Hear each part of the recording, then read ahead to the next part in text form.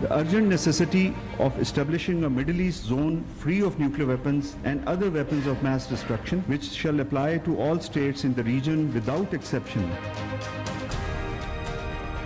ये कौम जो है ये अल्लाह के फजल करम से जो मैली आंख इसकी तरफ देखेगी उसकी आंख निकाल देंगे। पाकिस्तान के 70 साल से ताल्लुकात हैं अमेरिका के साथ, तो पहली दफ़ा आर्मी चीफ को खाने पे मजबूर किया गया और उसके बाद जिस किस्म की पजीराई हुई। Israel dare not to look at Pakistan. अल्लाह के फजल करम से पाकिस्तान में इतनी कुव्वत है कि हम किसी भी ऐसी मैला फाइडी अगर किसी की होगी तो उसको इनका जवाब पत्थर से दिया जाएगा।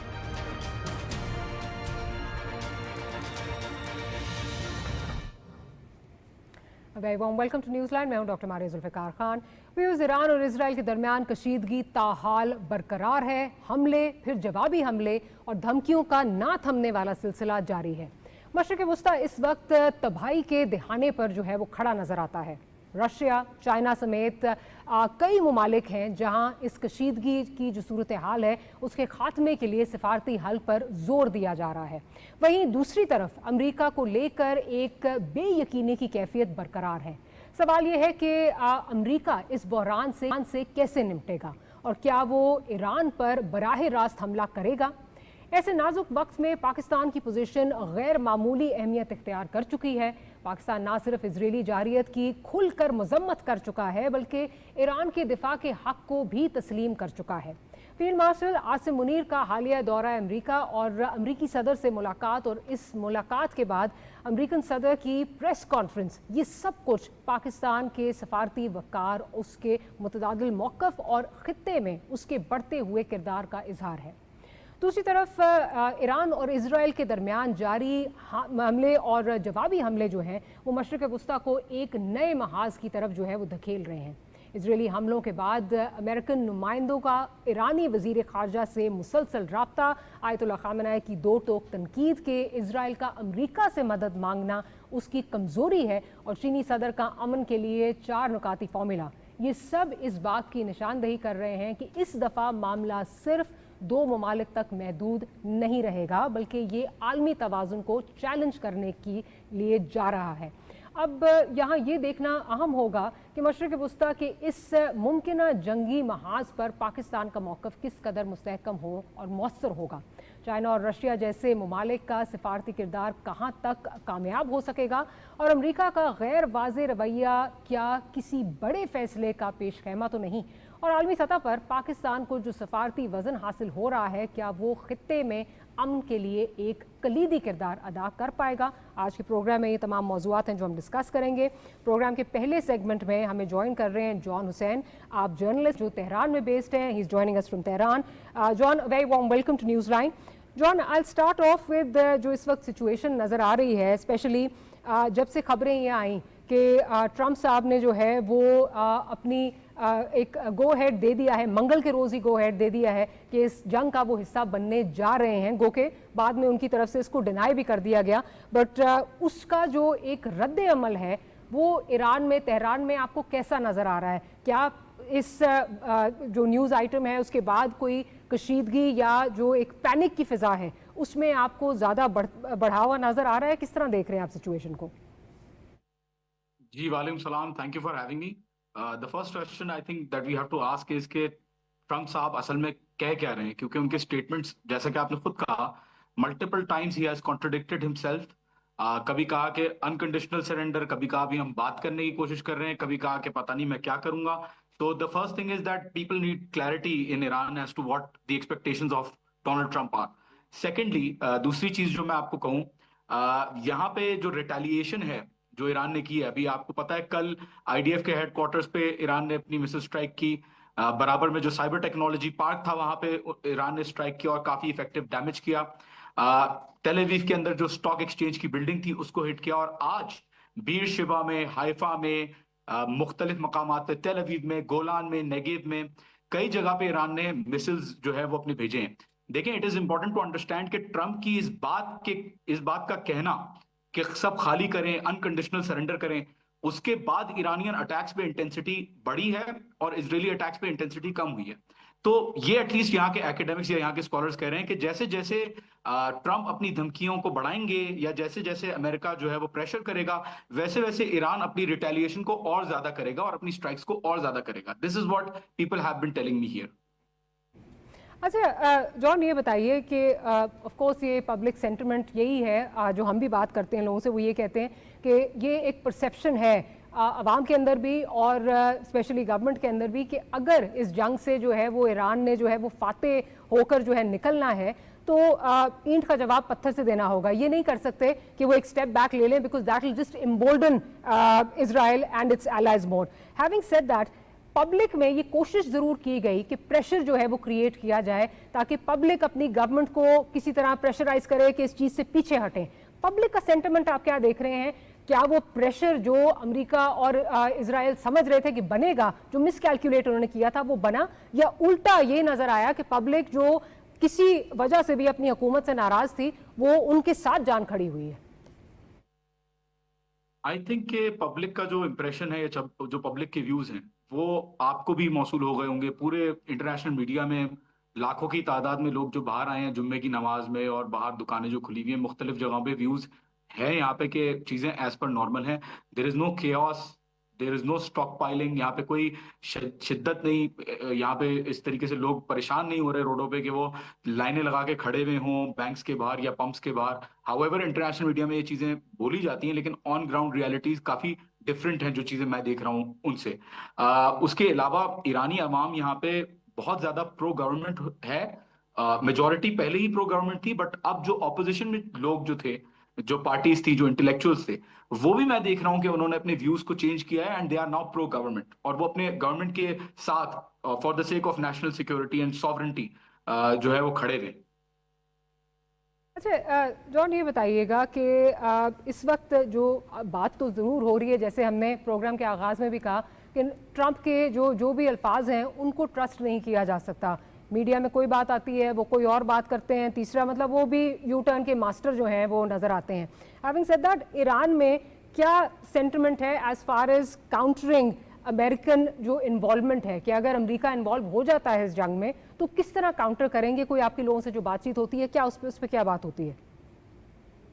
बड़ा अच्छा आपने कहा. देखिए, दो तरीके की अभी इस वक्त सूरत हाल है. एक अनऑफिशियल इन्वॉल्वमेंट और एक ऑफिशियल इन्वॉल्वमेंट. अनऑफिशियल इन्वॉल्वमेंट मतलब इजराइल को लॉजिस्टिक्स प्रोवाइड करना, इंटेलिजेंस प्रोवाइड करना, रिसोर्सेज यहाँ पे यूज करना, ड्रोन, पीछे से बैकिंग फाइनेंशियल असिस्टेंस तो है, ड्रोन फैसिलिटीज जो यहाँ पे बन रही थी उसका. अब बात आ जाती है ऑफिशियल लेवल पे. अगर बात करें डायरेक्ट लेवल पे, अगर बात करें डायरेक्ट एंगेजमेंट अगर होती है, ये क्लियरली बोल दिया है ईरानियों ने कि डायरेक्ट एंगेजमेंट अगर होती है तो Iran will strike assets of the United states in the middle east. At least middle east में तो स्ट्राइक करेंगे. स्ट्रेट ऑफ हॉर्मुज जो है उसको भी चोक करने की बात हो रही है कि स्ट्रेट ऑफ हॉर्मुज को जो है चोक कर देगा ईरान. और इसको ईरान कह रहा है कि हमें जो है वो हूतीज की भी इस चीज पे डिपेंडेंसी नहीं है, ना ही किसी और ग्रुप की डिपेंडेंसी है. वो जब इन्वॉल्व हो जाएंगे तब गेम बिल्कुल चेंज हो जाएगा. एंड आई थिंक दैट यहाँ पे जो आगे वक्त ही बताएगा कि किस तरीके से ईरान रिस्पॉन्ड करेगा. बहरहाल लोग मुझे ये कहते हैं यहाँ पे कि हम जंग की तैयारी 1979 से कर रहे हैं, और लोगों ने जो हालात देखे हैं यहाँ पे, तो they are already very prepared for any US involvement and it will be catastrophic for the United States. अच्छा, in the last few days कुछ हमने जो है वो खबरें ये इस तरह की देखी. ऑब्वियसली वो तो स्पाई नेटवर्क्स जो हैं बहुत ज़्यादा बस्ट भी हुए. एक फिगर 73 का फिगर आता है कि 73 स्पाइज हैव बीन कॉट. कुछ को जो है वो हैंग भी किया गया. हैविंग सेड दैट, इसमें एक इंडियन इन्वॉल्वमेंट की भी बात आती है. उस पर बहुत सारा जो है वो मुतजाद खबरें भी आती हैं. मैं चाहती हूँ आपसे अगर ये जानना चाहूँ, बिकॉज आप वहाँ पे मौजूद हैं, ऑन ग्राउंड मौजूद हैं, कि आपकी किसी से बात हुई कि जो स्पाइज हैं जो पकड़े गए हैं इसमें क्या इंडियन इन्वॉल्वमेंट है? अगर इस पर आप कुछ कमेंट करना चाहें. देखें, इंडियन इन्वॉल्वमेंट का मुझे मेरे जराए ने इंडियन इन्वॉल्वमेंट का नहीं बताया. हाउएवर अभी एक खबर आ रही है कि एक वेस्टर्न कंट्री से या यूरोपियन कंट्री से एक यूरोपियन नेशनल को पकड़ा गया है for on the suspicion of spying. तो आई थिंक इंडियंस का I am not sure. Indians obviously हैं and I am not too sure. I can't comment for sure कि क्या सूरत हाल है उस हवाले से. लोगों से बात होती है वीज़ावी जो ये spy networks that espionage networks that exist with in Tehran, और ऑब्वियसली उन्होंने अटैक भी बीच में से किया, जिस किस्म की प्रिसीजन से किया, वो आप क्या कहते हैं कि in terms of busting these networks where have they reached? Because ये तो अब एक जानी मानी और लिखी पड़ी बात हो गई है कि अटैक्स तो अंदर से ही हुए, तो उनकी इनग्रेस तो काफी अंदर तक थी। इस हवाले से वो क्या कहते हैं?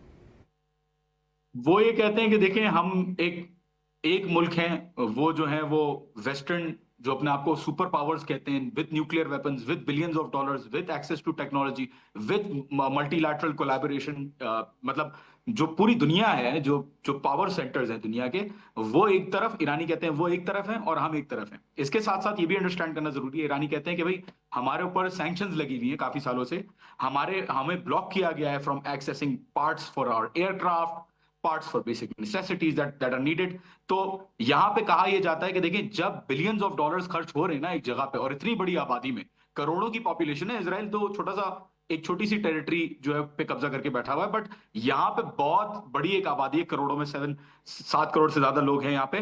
तो ऑब्वियस ही बात है, यहाँ पे इन्फिल्ट्रेशन है, यहूदी भी यहाँ पे बहुत रहते हैं, जूस भी बहुत रहते हैं, 20,000 जूस से ज्यादा यहाँ पे है पॉपुलेशन उनकी, and it is the second largest number of juice living in the middle east after Israel of course. तो कहना यही है कि देखें, ऑब्वियसली इन्फिल्ट्रेशन है।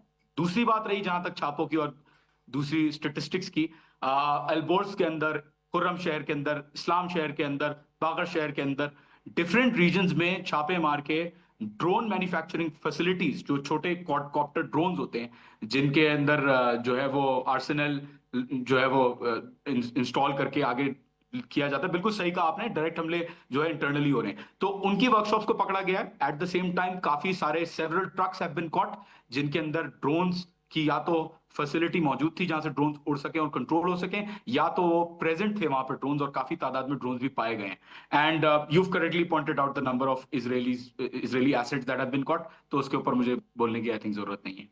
अच्छा, लास्टली इस पे अब आए दिन ये जैसे जैसे टाइम गुजर रहा है, जिस किस्म की जो है वो अब आजकल तुलसी गैबट को बहुत ज़्यादा कोट किया जाता है, गो कि ट्रम्प साहब ने उसको भी जो है वो डिनाई कर दिया है, बट सारी चीज़ों को जब आप डॉट्स मिलाएं तो ये कहा जा रहा है एक रिपीट टेलीकास्ट जो है वो इराक वाले मॉडल की होने लगी है, वेपन्स ऑफ मैस डिस्ट्रक्शन को बता के, और वहाँ पे असल जो हदफ था वो रिजीम चेंज था।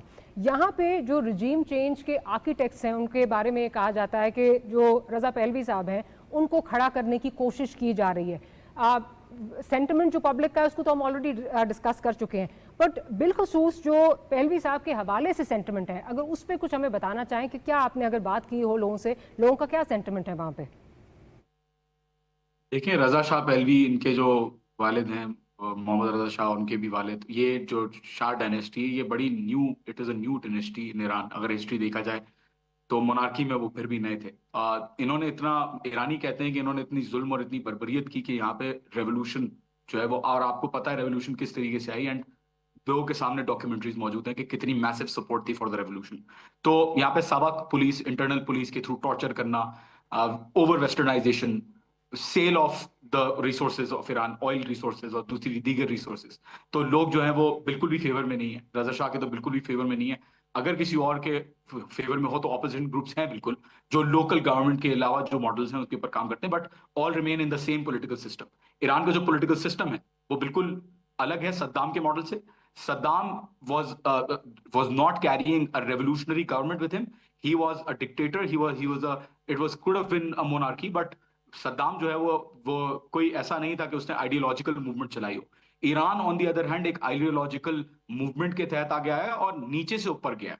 सद्दाम का अगर आप मॉडल देखें तो सद्दाम की डिपेंडेंस काफी ज्यादा थी फॉरेनर्स के ऊपर, सद्दाम को बहुत सारा सपोर्ट मिल रहा था, सद्दाम ऑलरेडी इन पावर था। ईरान ने अपने आप को रेवोल्यूशन से ग्राउंड अप पुश किया, एंड अभी वो लोग इस मुकाम पे पहुंचेंगे, वो इसराइल के साथ डायरेक्टली एंगेज कर रहे हैं। So I feel like the situation can not be compared, it is like apples versus orange fallacy, अगर हम इन दोनों को एक साथ मिलाने की कोशिश करें।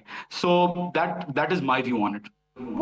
वो बिल्कुल जो डायनामिक्स हैं, ग्राउंड रियलिटीज हैं, they are different, but in terms of the architects, when I talk about the plan कि यहाँ पे जो एक नई जो है वो रिजीम चेंज होनी चाहिए, जो उनकी जो आर्किटेक्ट्स का प्लान है वो तो यही लगता है कि इसको एक, जिसको कहते हैं ना बुगी मैन, खड़ा करके और उसके बाद यहाँ से जो है वो चेंज करने की कोशिश की जाए। मैं उनकी माइंडसेट की बात कर रही हूँ। बेशक ग्राउंड डायनामिक्स बिल्कुल डिफरेंट है, मुख्तलिफ हैं ईरान और इराक के।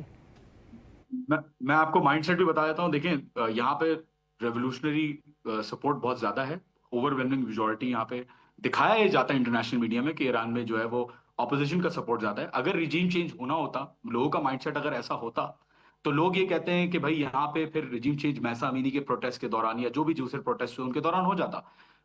यहाँ पे बसीज रेवोल्यूशनरी जो गार्ड फोर्स की वॉलंटियर फोर्स है, बसीज वॉलंटियर्स लाखों की तादाद में और volunteer right, I have to interject there. आप कह रहे हैं हालात कंड्यूसिव नहीं है फॉर रजा पहलवी का जो ये बात हो रही है कि जी उनको इंस्टॉल करने की बात हो रही है। John, stay safe, thank you very much for updating us. हमारे साथ इस वक्त साजिद तारड़ साहब और ब्रिगेडियर मसूद अहमद खान साहब भी मौजूद हैं। तारड़ साहब, आई स्टार्ट ऑफ विद यू। इस वक्त गो के अमेरिका की तरफ से ये मौकफ आ गया है कि अभी भी उन्होंने टाइम मांगा है, 2 हफ्ते का टाइम की बात हो रही है कि इस जंग में पड़ना है या नहीं पड़ना, लेकिन चेमगोइयां बहुत ज्यादा हो रही हैं कि अमेरिका इस जंग का हिस्सा बनने जा रहा है। आप क्या कहेंगे इस पे? देखें, ये पहली दफा नहीं है डायलॉग या टाइम देना, ये तीसरी चौथी दफा इसकी बारी है। इस दफा जो स्पेकुलेशन है वॉशिंगटन डीसी में और जो क्रेडिट देने की कोशिश की जा रही है कि शायद हमारे फील्ड मार्शल साहब व्हाइट हाउस गए हैं और इस तनाजर से कि उन्होंने प्रेसिडेंट ट्रंप ने कहा है कि ईरान को हमसे ज्यादा पाकिस्तान समझता है, तो 2 हफ्ते जो एक्सटेंशन है उसमें, और दूसरा जो हमारे फील्ड मार्शल साहब ने सालसी की ऑफर की है, उस हवाले से अगर देखा जाए तो इस वक्त कहा ये, और डोनाल्ड ट्रंप साहब ने अपने ट्वीट भी रोक दिए हैं, तो 2 हफ्ते का जो एक टाइम है, और यहाँ पे स्पेकुलेट ये किया जा रहा है कि हमारे आर्मी चीफ, हमारे फील्ड मार्शल ईरान से राब्ता करेंगे, सालसी की कोशिश करेंगे, और यूएस जो है वो इजराइल के ऊपर प्रेशर डालेंगे और किसी न किसी तरीके इस तनाजे का हल जो है वो विद इन 2 वीक्स निकाला जा सके। इस वक्त जो वॉशिंगटन डीसी के अंदर यही चैटर चल रहे हैं। अच्छा ब्रिगेडियर साहब, आई कम ओवर टू यू। आप किस तरह देख रहे हैं, बिकॉज गो के प्रेसिडेंट ट्रंप ने इसको एक ट्वीट करके निगेट कर दिया, जो वॉल स्ट्रीट जर्नल का आर्टिकल था उसको बिल्कुल निगेट कर दिया। Having said that the rumours refuse to die down. How do you see this? क्या आपको लगता है कि वो प्रेसिडेंट जिसका जो कैंपेन ट्रेल पे जो प्रोमिसेस थे, जो उसने सारे वादे किए थे अपने लोगों से, किसी नई जंग में नहीं जाने का, किसी नई रिजीम चेंज का हिस्सा ना बनने का, आपको क्या लगता है कि अमेरिका किस तरह इसको जगल करेगा इस सारी सिचुएशन को? जी हाँ, बड़ी देखें जिस तरीके से सिचुएशन डेवलप हो रही है, और आई एग्री कि जिस तरीके से मेरे ख्याल में फील्ड मार्शल के मुलाकात के बाद ये हमने कुछ तब्दीली नोटिस की है, और एनालिस्ट भी इस बात की तवक्कुल कर रहे हैं कि इसमें एक ऑप्शन, एक टाइम पीरियड एनहांस किया गया। वरना देखिए G7 की मीटिंग वो छोड़ के आए थे कि हमने डिसीजन लेना है, तो अल्टीमेटली देखें कि जो मिलिट्री ऑब्जेक्टिव्स या पॉलिटिकल ऑब्जेक्टिव्स जो सेट किए थे इजराइल ने, वो तो अचीव नहीं कर सका। पॉलिटिकली वो रिजीम चेंज के लिए था, मिलिट्री इंस्टॉलेशन को डिस्ट्रॉय करना था, वो नहीं कर सके। अब वो हर हालत में नेतन्याहू की यही कोशिश है किसी भी तरीके से अमेरिका को इसमें घसीटें, और उसके लिए देखेंगे अनलेस नितान्स का न्यूक्लियर साइट है और फर्दो वाली साइट है, अगर इनको डिस्ट्रॉय नहीं करते हैं तो उनके जो मकासद पूरे नहीं होते। देखें नितान्स को आज partially that has been damage, but it is जो है अभी भी ये है कि 46 जो है कि ये 46 मीटर अंडर द ग्राउंड है, और इसको जो इजराइल ने बम यूज किए थे, और उस बम में वो ओनली पेनिट्रेशन कर सका है फॉर 6 मीटर की पेनिट्रेशन है। अमेरिकन को वो इसलिए चाहते हैं क्योंकि आगे फर्दो पे जब जाएंगे तो फर्दो is half A mile under the ground, और वहां भी इनरिचमेंट हो रही है। उसके लिए भी ये खुद तो कुछ नहीं कर सकते, उनकी रिक्वायरमेंट है B-2 जहाज भी आ जाए, और यूएस के पास एक बम है BLU-127 ब्रेवो, वो 61 मीटर तक पेनिट्रेट कर सकता है, तो तब जाके इनके ऑब्जेक्टिव्स अचीव होते हैं। ऑन ग्राउंड देखें कि इजराइल बहुत डिफेंसिव पे चला गया है, इजराइल इज बिकमिंग डिफेंसलेस, और वो तो बता रहे हैं अब असल चीज तो वार स्टेमिना की बात है। कुछ अर्से के बाद ईरान के भी यही मसाइल होंगे, इजराइल के लिए भी यही है, क्योंकि जो अब उनके पास जो सिस्टम है, डेविड सिलिंग है, एरो सिस्टम है, आयरन डोम है, उसमें एक मिसाइल इज वर्थ $50,000, तो वो अभी वो भी खत्म होते जा रहे हैं। तो वो एक पोस्चरिंग अमेरिका ने की है। देखें कि उन्होंने अपने जो एयर डिफेंस सिस्टम था यूक्रेन से यहाँ शिफ्ट करके लाए, एक एडिशनल एयर कैरियर को मूव करवाया है, रीफिलिंग तैयारी यहाँ पे भिजवाए हैं, डिगो गार्शिया में इनकी एक्टिविटी है, तो एक पोस्चरिंग की है। But at the same time मुझे ईरान की हद तो लिकमान कोशिश है किसी भी तरीके से अमेरिका इसमें इन्वॉल्व ना हो। Not they are going to strike American interest या मिडिल ईस्ट में जहां भी अमेरिकन प्रेजेंस है वो भी नहीं करेंगे। लेकिन बातचीत वाला तरीका जिस तरह आज अब्बास अराक्ची गए हुए हैं, जब वो सलामती कौंसिल में बैठ रहे होंगे, वहां भी बातचीत चल रही है। 3 ममालिक से उन्होंने मिलना है, सेक्रेटरी से फ्रांस है, जर्मनी है, यूनाइटेड किंगडम है, वहां पे बातचीत होनी है। रशिया ने भी और एक प्रपोजल दी है कि हम एक कंसोर्शियम बना के इनरिचमेंट यूरेनियम को हम ले सकते हैं। सो एफर्ट्स हो रही है, but Israel has failed to achieve its military political objectives. Therefore वो चाहते हैं अमेरिका इसमें इन्वॉल्व हो। तो अमेरिका के लिए भी बड़े मुश्किलात हैं कि किस तरीके से जाएं इसमें। तो जब इन केस अमेरिका इन्वॉल्व होता है, then it will be difficult time for Iran. It will be difficult time for Iran. On that note एक छोटी सी ब्रेक लेते हैं, ब्रेक के बाद वापस आएंगे तो तार साहब के साथ जाएंगे। Will ask him a lot more questions that remain unanswered. Will be right back.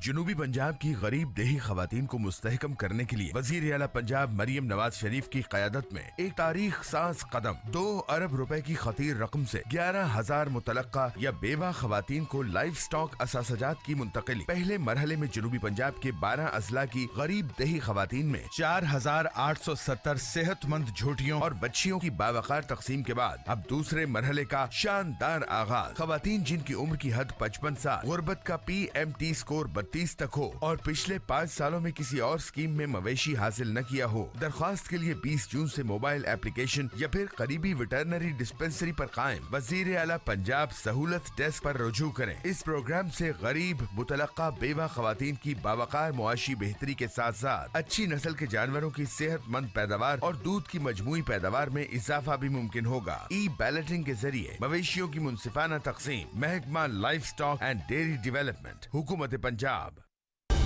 दुरुस्त हर वक्त बर वक्त।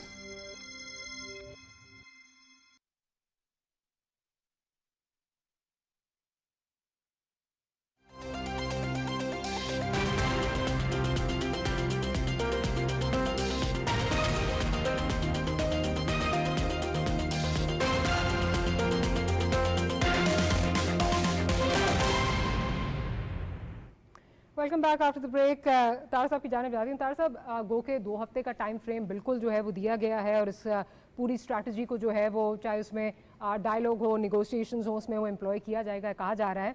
लेकिन जिस तरफ अभी ब्रिगेडियर साहब भी बात कर रहे थे, इजराइल की हत्तुल वसा कोशिश थी कि किसी तरह यहाँ पर जो है वो रिजीम चेंज जो है वो इम्प्लीमेंट की जा सके, जो कि नहीं हो सका।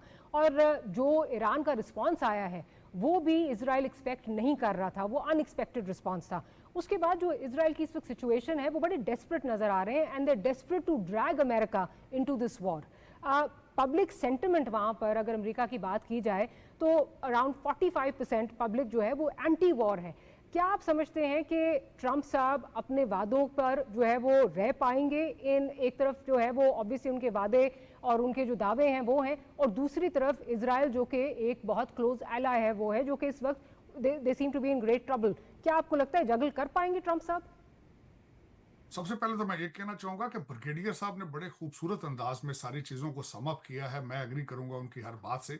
मैं उस पर फर्दर ये ऐड करना चाहूंगा कि सिचुएशन इस वक्त new president in the house, और वो प्रेसिडेंट जो है वो अपनी लेगेसी के बारे में he is very much concerned कि वो लेगेसी छोड़ना चाहते हैं as a peacekeeper, peacemaker. तो उसमें आप देख लें, पहले 4 साल का पीरियड उनका था, उसमें कोई नया तनाज़ा शुरू नहीं हुआ था। वो बार बार इस चीज का इजहार करते रहे कि अगर मैं सदर होता तो ये सारी चीजें नहीं होनी थी। 12 साल, 8 साल ओबामा के और 4 साल बाइडेन के, एक वीक फॉरेन पॉलिसी का 4 पावर्स ने, 4 कंट्रीज ने भरपूर फायदा उठाया, रशिया, चाइना, भारत और इजराइल। तो अभी 6 महीने में आप देख लें कि डोनाल्ड ट्रंप साहब कभी फ्रस्ट्रेटेड नजर आते हैं, कभी और एनर्जेटिक नजर आते हैं। ये जंग जो है इंटरकनेक्टेड टू सारे तनाज़ात के साथ है। इस वक्त अगर देखा जाए तो डोनाल्ड ट्रंप साहब की क्रेडिबिलिटी स्टेक पर है। अगर इस जंग में कामयाब नहीं होते तो फिर रशिया यूक्रेन टेबल पर कैसे आएगा, पाकिस्तान भारत किस तरह बैठेगा, ताइवान किधर जाएगा, ये सारी चीजें इंटर रिलेटेड है एक दूसरे के साथ। अब अगर देखा जाए तो यहां पे ईरान के हवाले से आपको पता होना चाहिए कि डोनाल्ड ट्रंप साहब ने खुद कहा है कि वो खामना प्लान था टू असैसिनेट खामना है, और उन्होंने इजराइल को मना किया है कि आपने ये नहीं करना, क्योंकि वो चाहते हैं, वो समझते हैं कि अगर इजराइल इस हद तक जाएगा तो चीजें एस्केलेट हो जाएंगी। फिर उसमें ये बताना चाहूंगा कि इजराइल की बड़े अरसे से ये ख्वाहिश है कि अमेरिका मिडल ईस्ट में आकर उनकी जंग अमेरिकन बच्चे लड़ें। डोनाल्ड ट्रंप साहब उसको अवॉइड करने की कोशिश कर रहे हैं। आप सीरिया में देखें जिस तरीके से उन्होंने डिप्लोमेटिक मिशन के ऊपर अटैक किया था। तो दूसरा, अगर मैं इस वक्त अगर देखा जाए तो इजराइल इज लूजिंग इस वक्त जो ये जंग शुरू करना, ये बीबी नेतन्याहू की फ्रस्ट्रेशन का इजहार है। एक तो वो बैक होम अपनी पॉलिटिकल पावर लूज कर चुके हैं। रजीम चेंज करने की ख्वाहिश उनकी थी ईरान की, लेकिन मुझे लग रहा है कि रजीम चेंज हो जाएगी इजराइल की। तो मैं इसमें बड़े क्लोजली वॉच कर रहा हूं। दोनों तरफ से डैमेज बहुत ज्यादा हो चुका है, और इस सारे मसले का चाबी जो है वो वॉशिंगटन डीसी में है। अब देखिए किस रुख जाते हैं। डोनाल्ड ट्रंप साहब अपनी हत्तल वसा कोशिश करेंगे कि किसी बड़ी जंग अमेरिका अपने ट्रूप्स लेकर ना जाए। अफगानिस्तान से बहुत बड़ा सबक सीखा जा चुका है। मैं समझता हूं कि अपनी वो पूरी कोशिश कर रहे हैं कि to stay away from this conflict और अपने आप को बचाएं। दुनिया जो है, बल्कि मैं यहां तक कहता हूं कि योल्टा 2 होगा डोनाल्ड ट्रंप साहब के पीरियड में। वो ये वाहिद प्रेसिडेंट हैं जो डायरेक्ट डायलॉग करते हैं प्रेसिडेंट पुतिन के साथ, डायरेक्ट डायलॉग करते हैं प्रेसिडेंट शी के साथ। और उसके बाद आप देखें किस तरीके से इजराइल को उन्होंने इग्नोर करके हमास से डायलॉग किया, अपना कैदी छुड़ाया, किस तरीके से इजराइल को इग्नोर करके उन्होंने होतीज के साथ डील बनाई। तो Bibi Netanyahu is frustrated, you are absolutely right. और ये सारी चीजें फ्रस्ट्रेशन का इजहार है, लेकिन हमें पूरी उम्मीद रहना चाहिए। मेरे ख्याल में इस वक्त हमारे फील्ड मार्शल एक जाविया वो है जो आपने अभी प्रेजेंट किया, and I don't disagree with it. लेकिन दूसरी साइड पे ट्रंप साहब आने से पहले ये वादे करके आए थे कि मैं जैसे आऊंगा यूक्रेन की जंग खत्म हो जाएगी, पैलेस्टाइन की जंग जो है वो खत्म हो जाएगी। वहां कोई खातिर खा जो है वो चीजें बेहतरी की तरफ नहीं जाती नजर आ रही।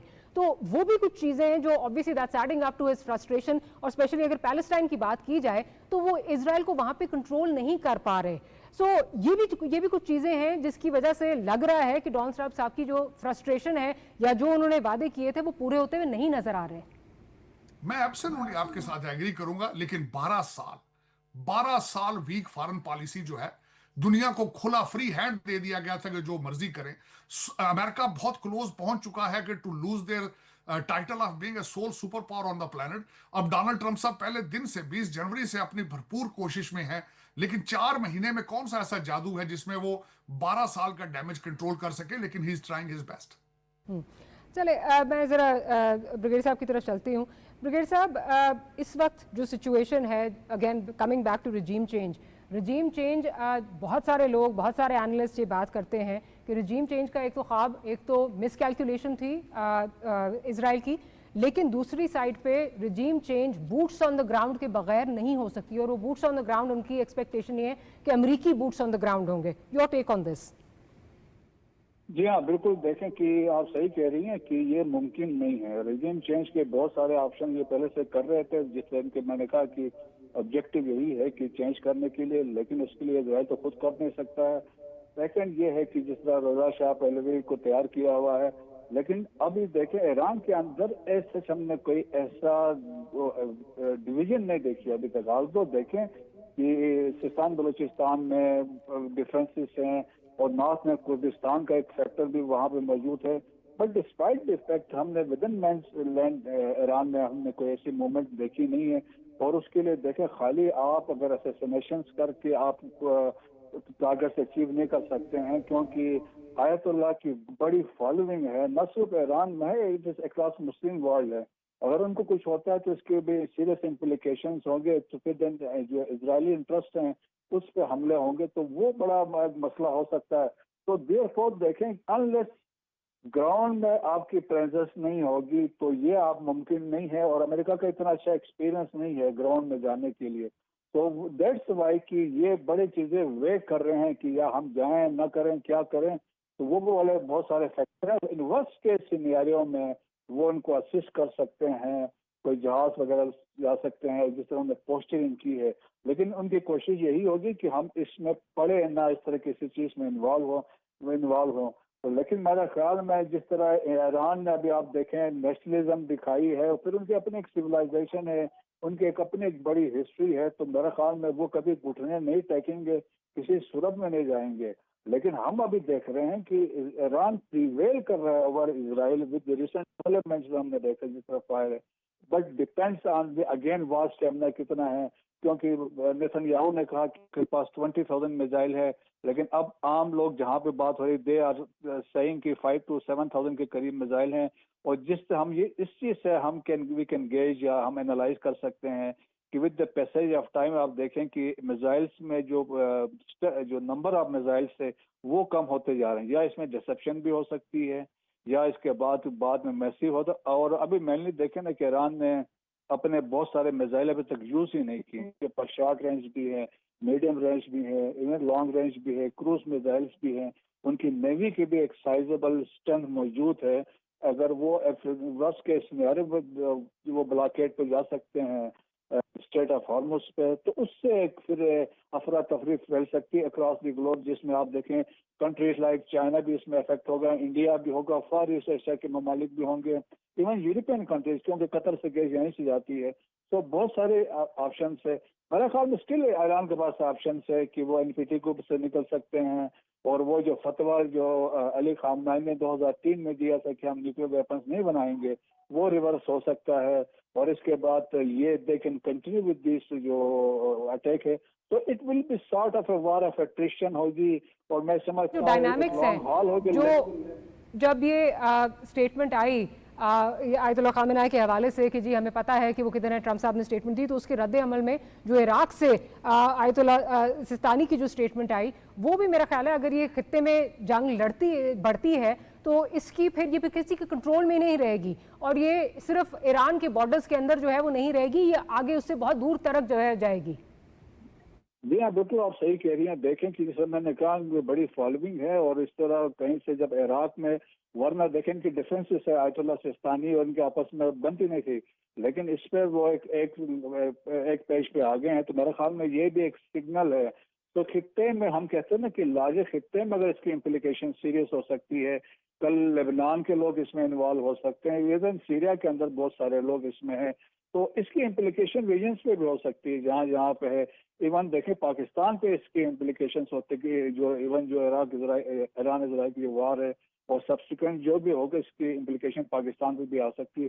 दैट्स वाई हम चाह रहे हैं कि ईरान जो है इंटैक्ट रहे, वहाँ पे कोई रजीम चेंज ना हो। ये बातचीत के जरिए they should conclude an agreement, जिस तरह न्यूक्लियर एनरिचमेंट पे जो भी बात है, और इसमें स्टिल इम्पोर्टेंट रोल प्ले जो करेंगे वो रशिया है, चाइना है, सऊदी अरब है एंड पाकिस्तान है। ठीक। अच्छा तार साहब, लास्ट टाइम मेरी आपकी जब बात हुई थी तो उस वक्त हम बात कर रहे थे कि जी पाकिस्तान ने अपनी डिप्लोमेसी का जो सारा स्ट्रैटेजी है वो चेंज की है, लॉबिंग अपनी जो है वो बदली है, और अब उसके तकरीबन कोई 1-1.5 महीने बाद बड़ा इंपॉर्टेंट जो है ये मीटिंग हो गई, जिससे भारत में बहुत ज़्यादा जो है वो आग लगी हुई है, भारत को बर्दाश्त नहीं हो रहा।